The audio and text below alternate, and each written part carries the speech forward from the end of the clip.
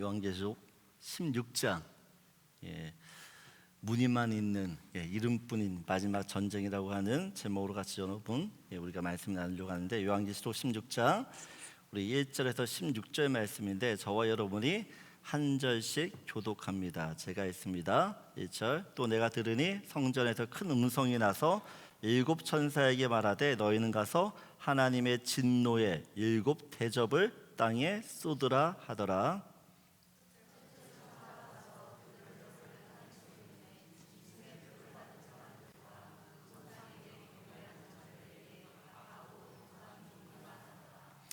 둘째 천사가 그 대접을 바다에 쏟음에 바다가 곧 죽은 자의 피같이 되니 바다 가운데 모든 생물이 죽더라.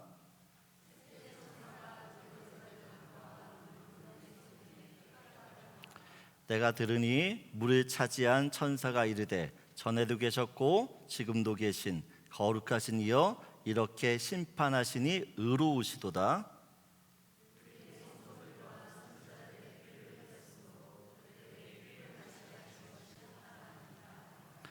또 내가 들으니 제단이 말하기를, 그러하다. 주 하나님 곧 전능하신 이시여, 심판하시는 것이 참되시고 의로우시도다 하더라.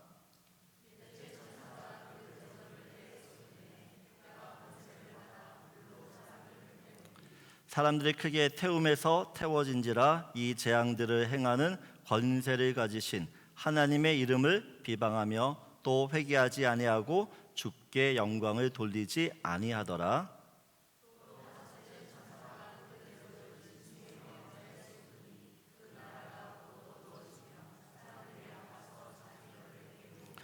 아픈 것과 종기로 말미암아 하늘의 하나님을 비방하고 그들의 행위를 회개하지 아니하더라.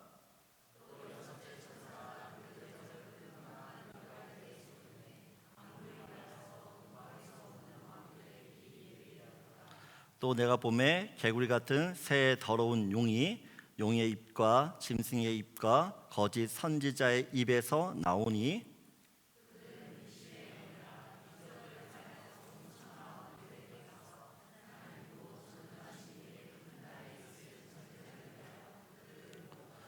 보라 내가 도둑같이 오리니 누구든지 깨어 자기 옷을 지켜 벌거벗고 다니지 아니하며 자기의 부끄러움을 보이지 아니하는 자는 복이 있도다. 새 영이 히브리어로 아마겟돈이라 하는 곳으로 왕들을 모으더라. 아멘. 여러분, 시작이 있으면 끝이 있습니다. 아무리 재미있는 드라마도, 또한 영화도, 쇼도 엔딩이 있어요. 엔딩. 끝이 있는 거죠. 여러분, 아이들이 놀이공원 가면 그렇게 신납니다. 그렇게. 근데 애들만 신나는 게 아니라 어른들도 신나는 것 같아요. 놀이공원 가면. 그런데 이제 놀이공원의 그 폐장 시간이 가까워지면 어떻게 돼요? 다 나가야 됩니다. 다 나가야 돼요. 더 놀고 싶다고 놀 수 있는 게 아니죠. 여러분, 우리 인생도 다르지 않습니다. 하루의 시작이 있으면 반드시 하루에 끝이 있죠. 출근이 있으면 퇴근이 있고, 입학하면 졸업하고, 취직하면 이직을 하기도 하고, 또한 모든 사람은 태어나면 죽습니다. 우린 살면서 너무나 자연스럽게, 그리고 너무나 익숙하게 이 시작과 끝을 경험하며 살아요. 이것이 세상의 이치고, 또한 성경에서는 더 명확하게 세상의 시작은 창조, 또한 세상의 끝, 그 종말은 심판이라는 것을 숨기지 않아요. 밝히 보입니다. 여러분, 요한계시록을 읽을 때마다 초대 교회가 로마 제국으로부터 엄청난 핍박을 받고 있다라고 하는 그 시대적 상황을 염두에 두셔야 돼요. 요한계시록은 핍박받는 그 초대교회 성도들에게 하나님께서 보내는 편지라고 해서 편지. 초대교회 성도들은 이 요한계시록을, 하나님 보내신 편지를 읽으면서 큰 위로를 받습니다. 절망의 현실에서 하나님이 그 하실 일들을 바라보면서 소망을 갖게 돼요. 그리고 내가 믿는 그 예수님을 끝까지, 그 예수님 위에 끝까지 믿음을 지키는 거죠. 왜요? 모든 핍박에도 끝이 있어요. 끝이. 그리고 그 핍박의 끝에는 우리가 정말 상상할 수 없는 그 영광스러운 어떤 일들이 있어요. 여러분, 고난이 진짜 힘든 이유, 고난 자체가 힘들지만 고난이 진짜 힘든 이유는 이 고난이 언제 끝날지 모르기 때문에 힘든 거예요. 여러분, 만일 내가 지금 겪는 이 고난이 있는데 2년 후에 끝나, 2년 후에. 그럼 여러분, 그 2년을 참고 인내할 수 있을까요, 없을까요? 2년이면 끝나, 2년. 진짜 힘들어도, 진짜 고통스러워도 2년이라고 하는 그 기간을 알면 버텨요. 이 요한계시록은 어떻게 보면 오늘을 사는 크리스찬에게도 위로와 소망이 됩니다. 위로와 소망. 왜요? 이 세상의 끝, 그 세상의 끝이 있고 그 세상의 끝을 그 끝을 알고 사는 사람은 어떤 삶을 살아야 되는지를 이야기를 해주기 때문에 그래요. 오늘은 일곱 대접의 심판을 살펴보려고 하는데, 그 중에서도 6번째 대접 심판, 아마겟돈 전쟁에 대해 좀 말씀을 나누려고 합니다. 우리가 지금 요한계시록 살펴보는데 7인이 있고 7나팔이 있고 7대접이 있어요. 계속해서 7인 하나씩 떼어질 때마다 하나님의 재앙이 있었죠. 또 7나팔, 하나님께서 천사를 통해 나팔을 불 때마다 재앙이 일어납니다. 또한 7대접, 하나님께서 천사에게 7대접을 줬는데 그 대접이 땅에 쏟아질 때마다 또 재앙이 일어나요. 그런데 이 7대접의 심판은 7인과 7나팔의 심판과는 조금 차이가 있어요. 차이가 있습니다. 여러분, 다 7인 나팔, 7인과 7나팔과 7대접이 다 하나님의 재앙을 어떻게 보면 보여주는데, 그 하나님의 재앙은 하나님의 심판은 재앙, 그다음에 환난, 심판으로 어떻게 보면 구분이 됩니다.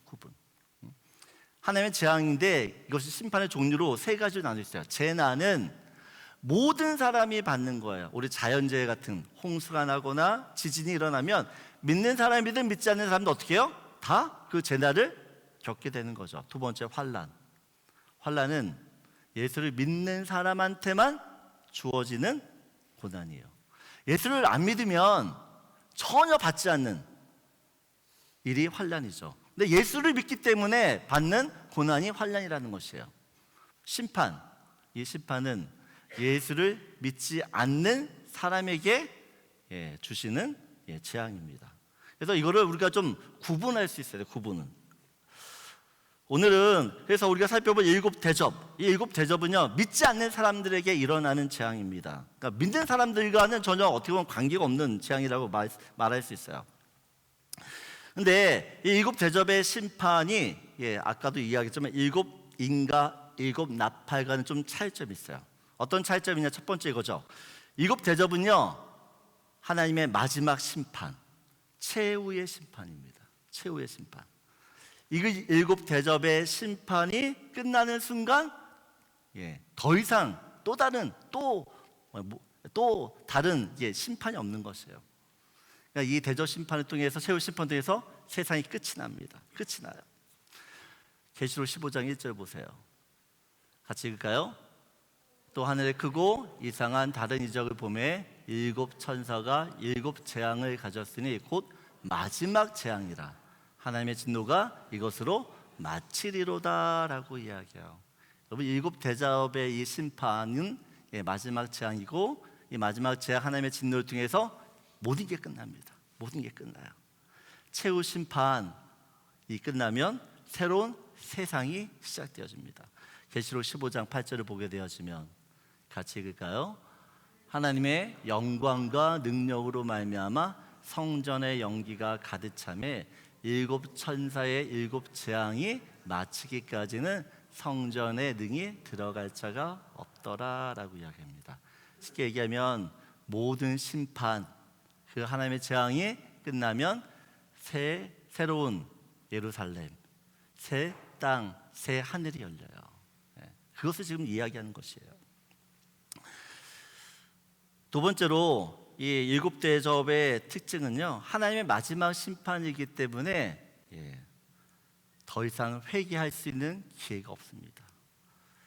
일곱 나팔 통해 사람들이 고통을 받아요. 근데 그 고통 속에 사람들이 깨닫고 돌아오면, 회개하면 하나님 다 받아주세요.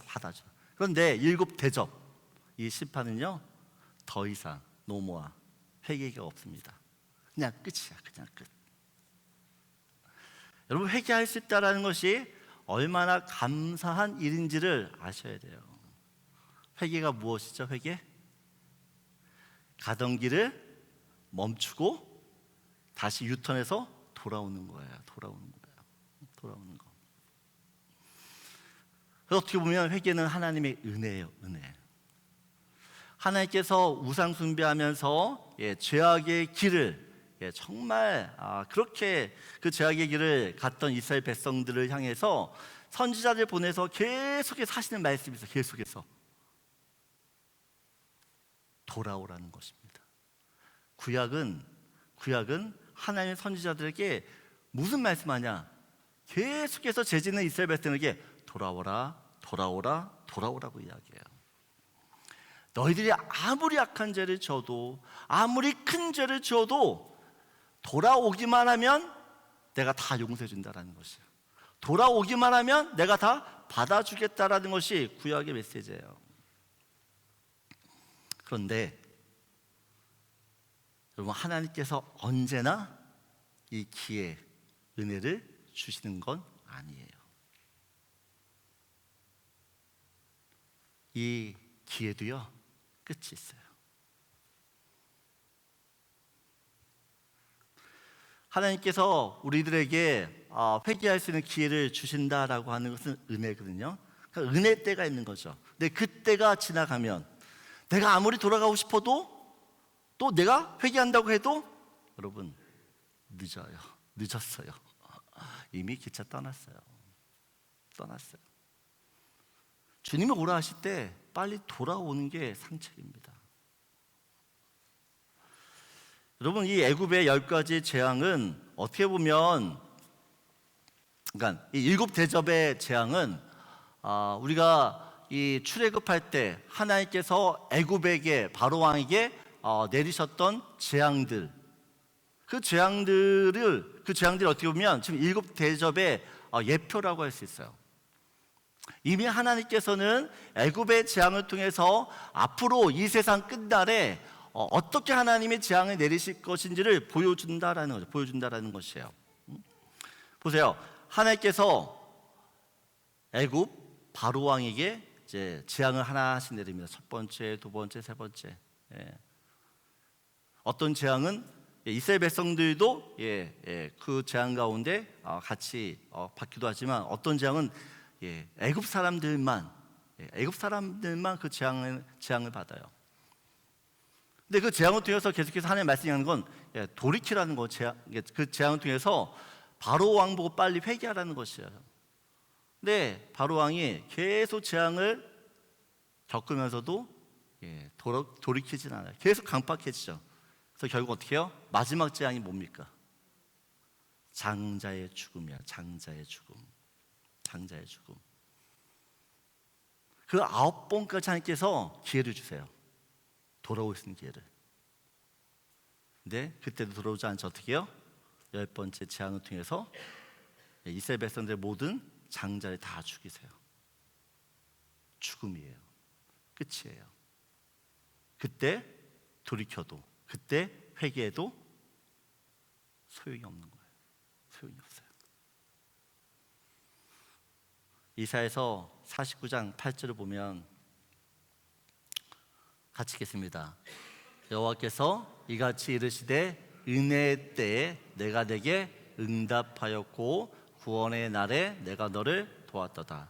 내가 장차 너를 보하여 너를 백성의 언약으로 삼으며 나를 일으켜 그들에게 그 황무하였던 땅을 기업으로 상속하게 하리라. 하나님께서 이스라엘 백성들이 은혜의 때, 그 은혜 때에 응답하신다라고 이야기합니다. 구원의 날에 내가 너를 돕는다라고 이야기해요. 그러면 그 은혜의 때, 구원의 날이 언제냐라고 이야기하면 고린도후서 6장 2절을 보면 같이 읽겠습니다. 이르시되 은혜 베풀 때 너에게 듣고 구원의 날에 너를 도왔다 하셨으니 보라 지금은 은혜 받을 만한 때요 보라 지금은 구원의 날이로다. 여러분, 언제 은혜 받을 때? 언제?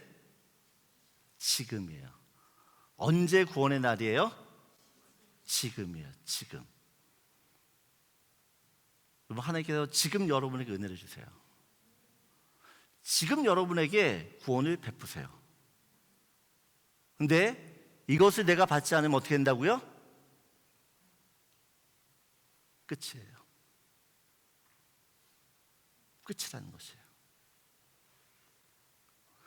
지금 돌아와야 되는 거예요. 지금 그 하나님의 은혜를 어떻게 내가 붙들어야 돼요. 그래야지 내가 사는 거예요.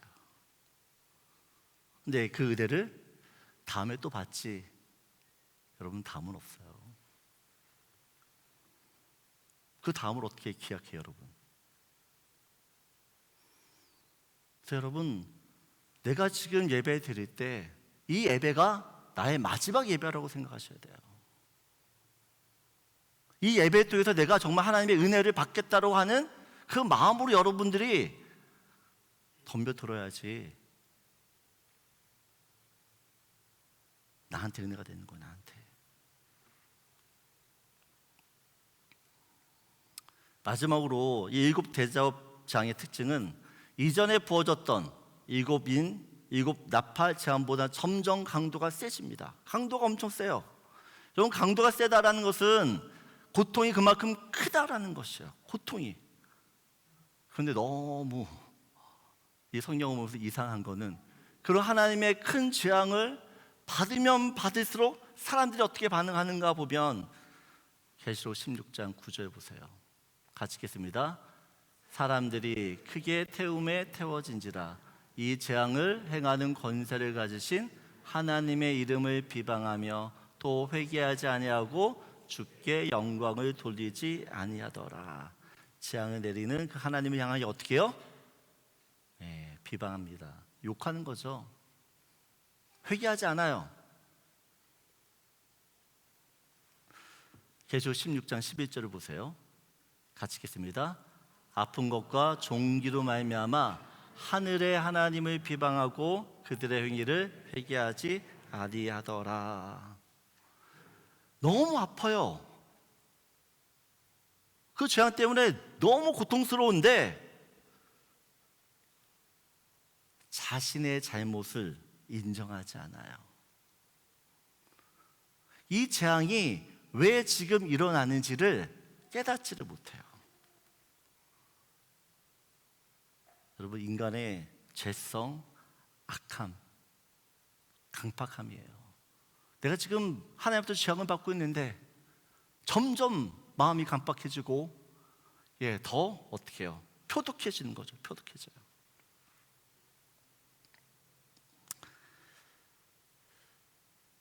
그렇기 때문에 하나님의 심판을 받는 거예요. 그렇기 때문에 돌이키지 않기 때문에. 여러분, 하나님께서 믿는 사람이나 믿지 않는 사람이나 징계를 내리실 때가 있어요. 징계, 하나님의 징계. 근데 여러분, 그 하나님의 징계를 우리는 어떻게 생각을 하죠? 쉽게 좀 속된 표현으로 하나님 나를 한 대 치시면, 말 안 들을 때 한 대 치시면 여러분은 어떤 느낌을 가지세요? 어떤 느낌? 나를 사랑한다라고 느끼세요? 아니면 나를 미워한다고, 싫어한다고, 필요 없다라고 생각하세요? 네? 우리 아이들이 여러분이 아이들이 때리면 때리면 안 돼요. 캐나다 때리면 안 되는데 우리가 가끔 화날 때 자녀들 한번 이렇게 뭐 이렇게 때린다 치면 애들이 그걸 사랑으로 생각하나요? 애들이 없어서 못 물어보는데 애들은 정확히 얘기해요. 절대 사랑하지 않는다 생각할 거예요. 근데 여러분, 내가 내 자녀를 때릴 때 사랑하지 않기 때문에, 미워하기 때문에 그걸 때리나요? 한 번도 안 때려보셨어요? 여러분, 애들이 미울 때가 있어요. 있기는 뭐 언제나 사랑스럽지는 않아요. 예. 미울 때는 있지만 진짜 미운 게 아니잖아요. 예? 마찬가지예요. 하나님께서 우리들을 징계하실 때가 있죠. 징계. 근데 왜 징계하세요? 왜 징계하시는 거예요? 죄에서 돌이키라고. 죄에서 돌이키라고. 더 나빠지지 않기 위해서 하나님 나를 징계하시는 거죠. 징계. 그래서 히브리서 12장 우리 5절 6절을 보세요. 한번 읽을까요? 또 아들들에게 권하는 것 같이 너에게 권면하신 말씀도 잊었도다. 일렀을 때 내 아들아 주의 징계하심을 경히 여기지 말며 그에게 꾸지람을 받을 때에 낙심하지 말라. 주께서 그 사랑하시는 자를 징계하시고 그가 받아들이시는 아들마다 채찍질 하심이라 하였으니. 여러분, 하나님께서 징계를 하고 채찍질 하시는 이유는 뭐예요? 사랑하기 때문에. 여러분, 사랑하지 않으면요 무슨 짓을 하든 상관없어요. 냅둬요. 하나님의 최고의 심판이 뭔지 아세요? 유기예요. 내버려 두는 겁니다. 죄를 짓든 뭘 하든 내버려 둬요. 네, 사랑하기 때문에 그 사랑하는 아들에게 징계를 하시는 거예요. 우리 옆에 있는 분들과 인사하시죠. 좋은 말 할 때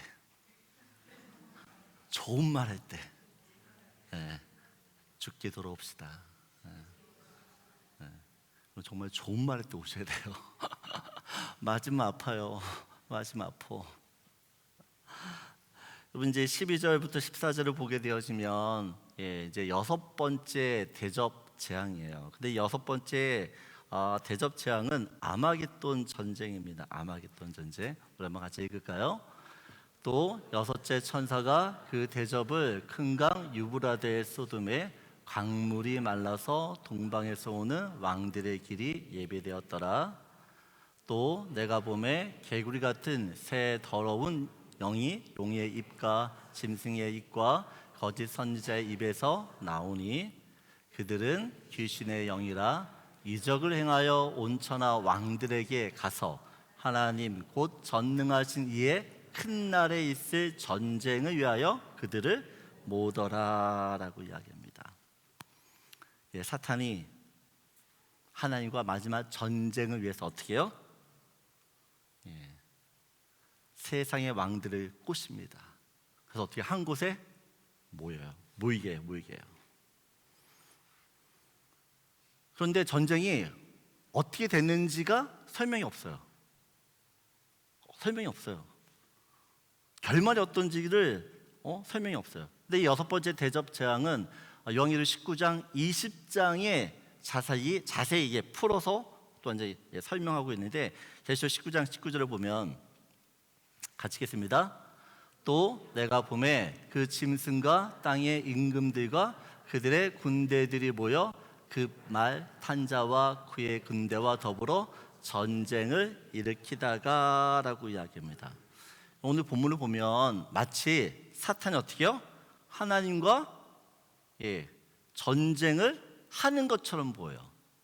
전쟁을 일으키다라고 이야기하잖아요. 그러니까 전쟁을 일으키다라고 얘기했기 때문에 전쟁이 일어난 것처럼 보여요. 근데 여러분, 이게 전쟁이 일어난 게 아니고 우리가 영어 공부할 때 is about to 있잖아요. 뭐뭐 하려고 막 할 때가 있죠. 뭐 막 하려고 하는 근데 하지는 않았는데 뭐 하려고 하는 그거예요, 지금. 쉽게 얘기하면 사탄이 세상 완전히 모아서 하나님과 전쟁을 막 치르려고 이제 하는 거죠. 근데 전쟁은 일어난 게 아니에요. 전쟁이 일어나지 않았어요. 근데 사탄이 이제 하나님과 전쟁해야지 하는데 어떻게 되느냐라고 하면 20절을 보면 같이 읽겠습니다. 짐승이 잡히고 그 앞에서 표적을 행하던 거짓 선지자도 함께 잡혔으니 이는 짐승의 표를 받고 그의 우상에게 경배하던 자들을 표적으로 미혹하던 자라. 이들이 산채로 유황을 어떻게 됐다고요? 전쟁을 막 하려고 했는데 갑자기 하나님께서 그 모든 사탄과 더불어 그 모든 사람들을 그냥 한 번에 다 유황불에 던져버려요. 그냥 전쟁이 일어나지 않아요. 전쟁하려다가 그냥 끝나요. 여러분, 이 요한계시록의 이 아마겟돈 전쟁은 여기에만 기록된 게 아니에요. 데살로니가 후서 2장에도 보면 마지막 때 종말에 대한 이야기를 하거든요. 2장 8절을 보면 데살로니가 후서 2장 8절에 이렇게 이야기해요. 그때에 불법한 자가 나타나리니 주 예수께서 그 입의 기운으로 그를 죽이시고 강림하여 나타나심으로 패하니라 라고 이야기해요. 그러니까 마지막 때 불법한 자, 지금 적그리스도가 나타나는데 어떻게 해요? 그때 예수님께서 입의 기운으로 그를 죽이신대요. 그리고 강림하여 나타나시면 피했다라고 이야기합니다. 여러분, 아마겟돈 전쟁은 정말 이 사탄이 하나님과 제대로 한번 붙으려고 그랬어요. 그 준비를 막 했어요. 근데 전쟁도 하기 전에 하나님 어떻게 해요? 그냥 끝내버려요. 그래서 실제로 아마겟돈 전쟁은 일어나는 전쟁이 아니에요. 없는 전쟁. 문이만 있는 전쟁, 일인만 있는 전쟁이에요. 여러분, 이 아마겟돈 전쟁 전에 여러분 이미 예수님께서는 사탄과의 이 전쟁에서 승리하셨어요. 어디에서 승리하셨어요? 골고다 언덕, 십자가에서. 여러분, 십자가에서 이미 예수님 어떻게 해요? 사단과의 전쟁에서 이기셨어요. 예수님께서 십자가에서 죽으시고 죽음 지 사흘 만에 다시 부활하면서 사단이 갖고 있었던 사망 권세, 이 사망 권세가 완전히 박살이 납니다. 더 이상 사탄이 할 수 있는 게 없게 된 거죠. 예수님께서 십자가에서 말씀하시잖아요. 다 이루었다. 이 다 이루었다는 말씀은요, 모든 전쟁이 끝났다라고 하는 그런 어쩌면 전쟁의 종식 선언이에요. 끝났다는 것이에요. 요한계시록 당시 로마 제국은 교회를 핍박하면서 우리가 승리했다고 믿어. 다음 주에 이제 우리 요한계시록 마지막 살펴보겠지만 바벨론의 멸망과 천년 왕국에 대한 말씀 좀 나누게 하겠지만, 여러분, 결국에는 바벨론 이 아마겟돈 전쟁이 결국 바벨론의 멸망으로 이어져요. 초대교회를 그렇게 박했던 로마 제국도요, 결국에는 예수님 앞에 다 무릎 꿇어요. 그래서 결국 어떻게 해요? 나라가 기독교 나라가 되잖아요. 기독교 나라가 돼요. 이미 승리를 했지만 시간적인 어떻게 보면 이 갭이 있는 것뿐이에요. 우리가 D-Day와 V-Day라는 얘기를 하죠. D-Day와 V-Day. 그러면 2차 대전 연합군이 노르만디 해역 이 전투에서 승리를 합니다. 이 승리를 어떻게 해요? 독일군이 완전히 패망하게 되었습니다. 패망하게 돼요. 완전 전세가 기울어져요. 그게 D-Day예요. 이 승리 이후에 연합군이 어떻게 해요? 베를린으로 파죽지세로 진격해서 결국 어떻게 해요? 항복을 받아내요. 그날이 V-Day입니다. V-Day. 예수님의 십자가 사건, 그 사건은 D-Day예요. D-Day.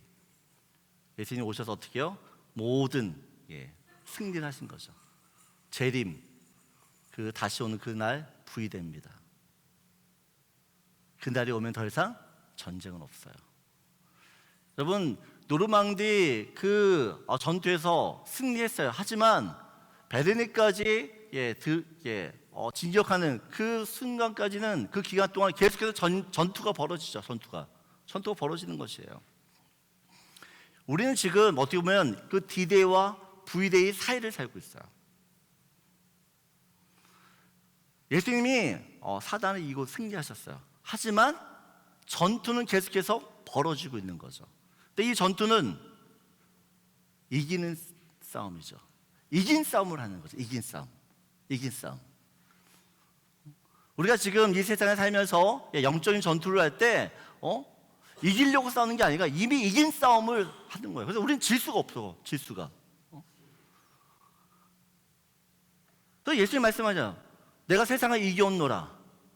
담대하라고. 여러분, 우리 예수를 믿게 되어지면 이 세상 가운데 어떤 두려움도 이길 수가 있는 것이에요. 아멘이십니까? 담대해지셔야 돼요. 담대해지셔야 돼요. 사람들은 이 아마게돈의 전쟁을 세상의 멸망, 그런 전쟁으로 인식하는데, 여러분, 이 아마게돈은 진짜 사단의 마지막 몸부림 꿈틀거리일 뿐이었어요. 전쟁할 거야, 전쟁하고 말겠어라고 하는데, 전쟁이 일어나기도 전에 그냥 끝나버려요. 끝나요. 오늘 보면 16절에 10절에 그 12절에 이렇게 이야기하잖아요. 또 여섯째 천사 그 대접을 큰 강 유브라데에 쏟음에 강물이 물러서 동방에서 오는 왕들의 길이 예비되었다라고 이야기해요. 쉽게 얘기하면, 여러분, 여섯째 천사가 대접을 쏟았는데 강들이 다 말라요. 왜 마르냐? 세상의 왕들이 한 곳에 모일 수 있도록. 쉽게 말하면 하나님께서 그 세상 왕들을 모이게 하는 거죠. 모이게 하는 것이에요. 아마겟돈 전쟁을 보면 꼭 마치 사단이 모든 걸 준비하는 것 같은데 아니에요. 하나님이 하시는 거예요. 하나님이. 사탄은 자기가 이렇게 세상 왕들을 꼬시겨서 유혹해서 모이면 이길 거라 생각했어요. 근데 하나님께 어떻게요? 다 모아놓고 한 방에 끝내버려요. 한 방에. 제가 어렸을 때 개미가 이렇게 그 집에 개미가 많은지 몰라요? 개미들이 진짜 많은데, 그러면 저희 아버지가 과자 하나 사가지고 그래요. 가져 놓고 막 먹어요. 먹으면 부스러기들이 떨어지잖아요. 그러면 진짜 개미가 어떻게 알고 막 모여들어요. 모여들어요. 그럼 어떻게 해요? 모이면 한 번 잡으면 끝이에요. 아마겟돈 전쟁이 이런 거예요. 지금 이거예요. 그래서 여러분, 이거를 무서워할 이유가 전혀 없어요. 예수께서 마지막 날에 어떤 일이 일어날 거냐라고 하는데, 마지막 때에 알곡과 가라지를 내가 나눌 거라고 이야기해요. 알곡은 창고에 집어넣고 가라지는 다 불에 태워버린다라고 이야기합니다. 아마겟돈 전쟁이 지금 그런 것이에요. 알곡과 가라지를 가르고 가라지는 한 번에 불에 태우는 그런 사건인 거죠. 그래서 이 아마겟돈은 무서운 전쟁에, 앞으로 무서운 전쟁, 3차 대전, 여러분 있을지 없을지 모르지만 그런 전쟁은 없어요. 인류를 멸망하는 전쟁, 그런 전쟁은 없어요. 오히려 이 아마겟돈을 통해서 어떻게 해요? 하나님의 정의가 승리하고 평화가 완성되는 날이 그날이라는 것이에요. 초대교회 당시 많은 성도들이 순교합니다. 콜로세움에서 사자의 밥이 되죠. 그렇게 죽어가는 성도들 보면서 로마 사람들이 비웃었어요. 전에 예수 믿더니 인생 아주 저렇게 끝나네. 비극처럼 보이죠. 세상이 끝이면 비극이에요. 근데 우리는 세상이 끝이 아닌 영원한 세상을 살아요. 영원한 세상. 그 영원한 세상, 이 시작되는 그 하나님 앞에 섰을 때 그 비극처럼 보이는 그 이들이 하나님 앞에서는 영광스러운 일이에요. 영광스러운. 여러분, 이 세상이 끝이 아니에요. 이 세상이 전부가 아니에요. 영원한 세상이죠. 영원한 사람. 여러분, 모든 사람은 죽습니다. 근데 죽음은, 저는 그냥 비유가 좀 적절한지 모르지만 그냥 비유는 이런 거라, 그러니까 죽음은 이런 거라 생각돼요. 여러분, 한국 가면 대장내시경 하잖아요. 대장내시경. 대장내시경 하기 전에 간호사가 뭐라 그러죠? 이제 마취제가 들어가니까 눈이 감길 거예요 라고 얘기하잖아요. 진짜 그 말 하는 순간 눈이 스르르 감겨요. 그리고 눈이 딱 떴으면 어떻게 해요? 모든 검사 다 끝났어. 여러분, 죽음이 그런 거예요. 내가 눈을 감는 순간 죽는 거고, 내가 눈을 뜨는 순간 내가 그토록 사랑하고 내가 그토록 만나고 싶었던 그 주님을 내 앞에서 보는 거예요. 그게 부활이에요. 그게 부활. 여러분, 성경은 종말을 논할 때 언제 오는가, 무슨 일이 일어나는가, 여기에 관심 없어요. 거기에 집중하지 않아요. 이 종말 때에 성도는 어떤 삶을 살아야 되는지를 이야기하는 거지. 매달 며칠, 여러분 자꾸 이런 거에 마음 뺏기지 마시고 정신 뺏기지 마세요. 중요한 사실은 성도는 이 세상의 끝을 아는 거예요. 끝을 알아요. 끝을 알기 때문에 흔들리지 않습니다. 이 땅의 성도와 교회는 예수님께서 승리한 싸움을 우리가 다 누리는 존재들이에요. 그래서 초대교회 성도들이 이 요한계시를 보면서 그렇게 힘들지만, 그렇게 고통스럽지만 인내할 수 있는 거죠.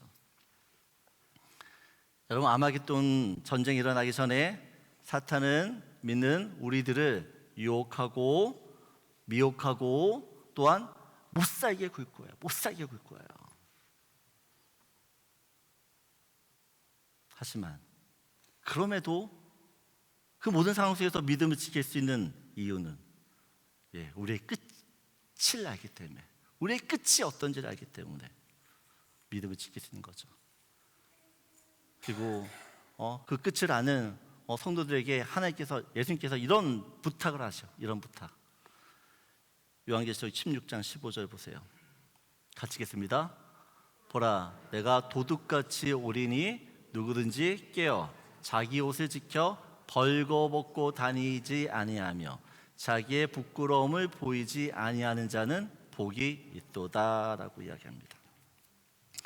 예수를 믿는 사람들은 세마포 옷을 입는다 그래요. 세마포, 구원의 옷이에요. 구원의 옷. 예수님께서는 우리 성도들이 이 제약된 세상에 살면서 그 구원의 옷, 세마포 옷이 더러워지지 않기를 원하세요.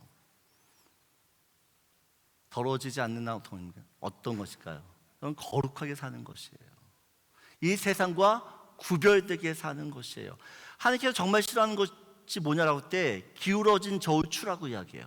기울어진 저울추. 여러분, 정직하게 사셔야 돼요. 거짓말 하시면 안 돼요. 세상과 타협하시면 안 돼요. 정도를 걸으셔야 돼요. 정도를. 그럴 때 어떻게 하나님의 복이 있다라고 해요. 복이 있다. 여러분, 우리가 다 마지막 날에 하나님의 그 어린 양의 호린잔치 참여합니다. 14만 4천 명 다 여러분들이에요. 예수 믿는 모든 사람, 그 14만 4천 명이 다 어린 양 혼인잔치에 참여하게 될 것입니다. 근데 그 어린 잔치에 참여하는 그 성도들은 어떤 사람인가라고 하면 계시록 14장 4절 같이 읽겠습니다. 이 사람들은 여자와 더불어 더럽히지 아니하고 순결한 자라. 어린 양이 어디로 인도하든지 따라가는 자며 사랑 가운데서 속량함을 받아 처음 익은 열매로 하나님과 어린 양에게 속한 자들이니 5절 그 입에 거짓말이 없고 흠이 없는 자들이더라. 여러분이 어떤 사람인지를 기억하세요. 어떤 사람만이 예수님의 혼인잔치에 들어갈 수 있는지를 보셔야 됩니다. 그리고 이 세상은 점점 이기적인 향락주의와 소비적인 물질주의와 그런 만능주의, 물질 만능주의로 흐르고 있어요. 캄보디아 사태. 그게 어떻게 보면 이 이기적인 향락주의와 이 소비적인 물질주의의 대표적인 사건인 거예요. 여러분, 세상은 점점 발전할 거예요. 첨단 과학에 달리죠. 컴퓨터 기술, 우리가 상상을 초월할 겁니다. 근데 그 첨단 과학이 발전하면 발전할수록, 기술이 발전하면 발전할수록 인간의 그 탐욕스러운 죄악과 결합이 되면서 이 세상은 점점 악해질 거예요. 그리고 캄보디아 사태 같은 일들은 더 많이 생길 겁니다. 더 많이.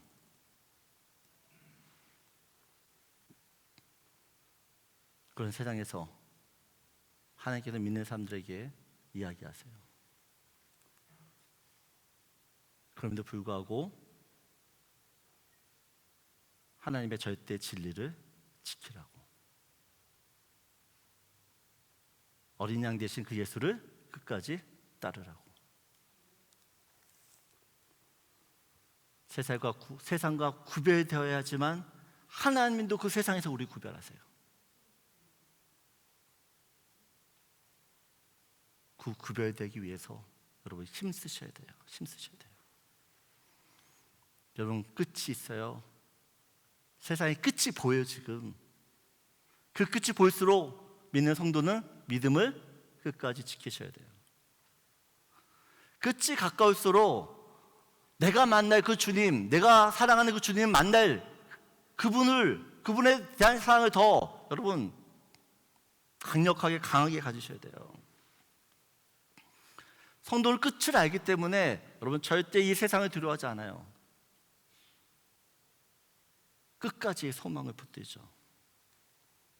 이번 한 주간도 깨어서 여러분이 입고 있는 구원의 옷, 세마포 옷을 더럽히지 않는 거룩하고 정결한 정직한 삶을 살아내는 우리 랭리은의 모든 식구들 되기를 주님의 이름으로 축복합니다. 마지막으로 같이 우리 나누고 싶은 말씀을 같이 읽겠습니다. 예수님만이 세상의 모든 승리를 이끄시는 나의 하나님으로 믿으십시오. 내가 믿는 하나님은 세상을 이기신 하나님이십니다. 그 하나님 믿고 오늘도 이번 한 주도 승리하는 저와 여러분들에게 소원합니다. 아멘이시죠? 네, 우리 다